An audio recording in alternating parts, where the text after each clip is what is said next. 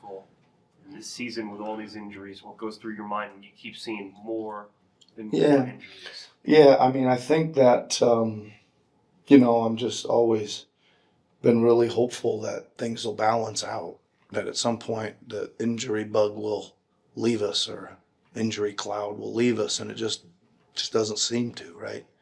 And it's again, it's disappointing always first and foremost for the players, but it's obviously it's been a lot and not easy to deal with. But it's like I told the guys, they played some really good basketball times tonight. We got to shake it off and get out of here as quick as we can. Get there and rest up tomorrow and get ready to try to figure out how to get out there and play again tomorrow. We haven't seen a ton of Jared Butler recently. What made you want to throw him out there tonight? Yeah, I just kind of thought we were down to 10 guys, including a couple two-ways, and I just figured, man, let's get everybody over there onto the floor and get them in there, and just kind of wanted to give everybody a shot in the first half and see what happens, and that was pretty much the thought behind that. Lonnie looked a lot more comfortable. Yeah. Comparatively, what did you see from him tonight? Yeah, I mean, again, some bright spots. He's certainly looking like like Lonnie Walker. We remember, finding his feet a little bit. He hit a couple shots off of some draw ups, which is great. Thought he got fouled on a couple of those threes as well, which would have been awesome. But again, just looking a little bit more like a scorer that we know he is. Obviously, Drummond's a big positive as well tonight. So get a couple of those guys continuing to play like they're capable and finding their way here a little bit can help us and get some guys back. Just from what you've seen from Lonnie so far this season, do you think it's just an act of knocking off that Ross time and getting into the NBA all season, or? Yeah, a little bit. I think I always, again, I worry. I remember I talked about this with Diablo. I always worry about those guys coming from Europe just for a minute because of the 3-point line. I know it's only a little bit, but it makes a difference when you're, I think that's maybe the case with Lonnie, kind of short on most of his threes now, but he'll get used to back to the rhythm of that. So I think he's a pretty explosive scorer. And then I just want to get him involved. I thought he worked really hard on D tonight on his guy. I got to watch the tape to see how he was off the ball. And again, he's going to have to. I know he's not that big, but he is athletic. He's going to have to help us on the glass a little bit defensively. Yep. I know the message is always, to win games. Yep. Obviously, but with all the injuries, I guess what do you kind of tell the guys to make sure the focus is still kind of on winning rather than everything else going on? Yeah, I mean, listen, I think it's the same as I've been saying here, kind of on repeat. Is we got to prepare and we got to get ready and we got to go out there and give an effort. And we got to try and figure it out, and we'll throw everything we can out there. Even we got down, their double figures, 12 or something, 13. We went to a box and one there for a little bit, got like 3 straight stops and kind of made a little bit of a run. And so, we'll just continue to fight and try to scheme and do whatever we can to try to conjure up some stops and conjure up some baskets and go from there. Thanks, Lonnie. Obviously, a few games back into the grind of things. Just can you talk a little bit about your comfortability, increasing as you play more back in the NBA? It's slowly but surely. Trying to find a new aspect of the game, a lot of continuity, finding flow, my rhythm, my niche within the team to help the team win. So I think it's day-to-day, game-to-game. This was a good stepping stone for myself personally as far as, somewhere to build off and stay consistent on. So just day-to-day, staying present, seeing what I can grow from and continue to earn the trust from the team. Nick talked a little bit about some of the differences playing overseas versus here. Mentioned the 3-point line specifically. Just on that in particular, how do you think you're adjusting to all those differences on the court, the atmosphere as well? Pretty good, honestly. I mean, I'm a scorer. I love to shoot, so that doesn't really make much of a difference. I think it was just about flying over in the time zones, getting my legs up under me. Only been here for about 9-10 days. Played about 4 or 5 games already, so really just finding and getting my feet back under me, most importantly. I've been in the gym day and night. Trying to just make sure my work ethic is the answer to it all. But I know that, I'm going to continue to get better and better as the days, progress. And, the more opportunity I get, I'm going to try and use it to the best of my capability. Go off of that, as someone who has spent a number of years in the league and then went overseas for a while and now comes back here. What is it like having to adjust to that line over there and then come back here immediately? It's like a deeper shot. I mean, that's what makes life so interesting. You got to find a way to adjust and fight through adversity and things of that nature. I mean, it has its moments. Sometimes I feel like I'm shooting good, and then game times come, I'm a little bit short and flat. But that just goes with staying in the gym, staying locked in, sacrificing more time until I get that rhythm back and get used to the 3-point line. I mean, last game it felt good, and it was a little bit short on some shots. And today it felt pretty good, and I finally got some in. Shot the ball pretty well as far as from the 3-point line. So as of right now, just trying to build from today. Stay present. I mean, unfortunately we lost, but I'm gonna continue trying to get better for myself and for my teammates. Have you talked to Yabu at all as you've been making this transition back to the NBA? I know his was a little bit longer away from, but has he been a resource for you at all? Absolutely. I mean, we still talk about EuroLeague and things of that nature and stuff of that. But to watch him kind of transition over here and get things going as far as his work ethic and what he does and what he brings to the table, I think he found his niche for the team and what he provides, and he's staying consistent with that. I'm sure there's a lot that you're still learning, but do you feel like you guys have a better sense of how you want to play as a team now that you know the situation with Joel? I mean, I think whoever gets on the floor is taking it as an opportunity to win. I think we all want to win, most importantly. So understanding that, when you lose some big pieces, it's time to step up, and play to the best of your capability, whether it's rebound and defense, little things, doing the dirty work. So I think each player individually understands their role and what they bring to the table and how they have to take it to a whole another height when, we're missing someone like Joel and, or Paul or even Kelly Oubre and stuff of that nature. So we got to play team ball. We got to play the right way. And I think, just every possession counts, step by step, trusting each other and shooting with confidence.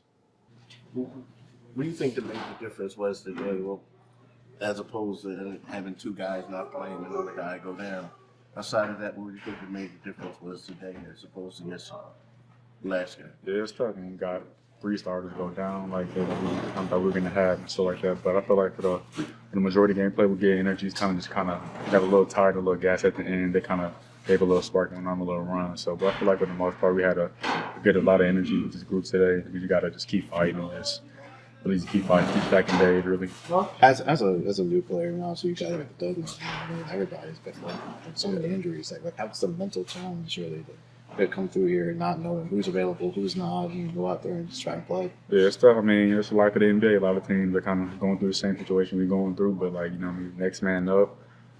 Everybody's capable of coming out here and impacting the game, whoever, no matter who's playing. So just going out there and just executing the game plan, playing hard for 48 minutes, and then everything will take care of itself, really. At halftime, I talked to Brian Gates, and he mentioned even though your shots and Tyreek's shots weren't falling, it felt like you guys were a big part in opening up the offense, getting open shots for other guys with your movement. How much tighter did the offense start to feel in the second half when I know you were still out there moving the ball, but you lose Tyrese's movement on the offensive end of the floor? Yeah, it's tough because he commands so much gravity from the other team back on the court, kind of draws 2 or 3 players, kind of makes it easy to kick it for a lob to Drummond or Mia for a 3 or whoever's lining for a 3. So just when you lose him, that's just another impact playmaker that we lose out there that can kind of just be dynamic and either get a bucket or just make a play for somebody else. So, but it's tough, I mean, they've been through a lot of injuries with Joel and TG and now Tyrese went out in that game. So it's tough, but you got to just take the game by game, not worry about it too much. Really. Brian also mentioned to me that he feels like you have a pretty good grasp on kind of the main ideas they want you to have going offensively and defensively, and today they were planning to try to introduce some more stuff for you.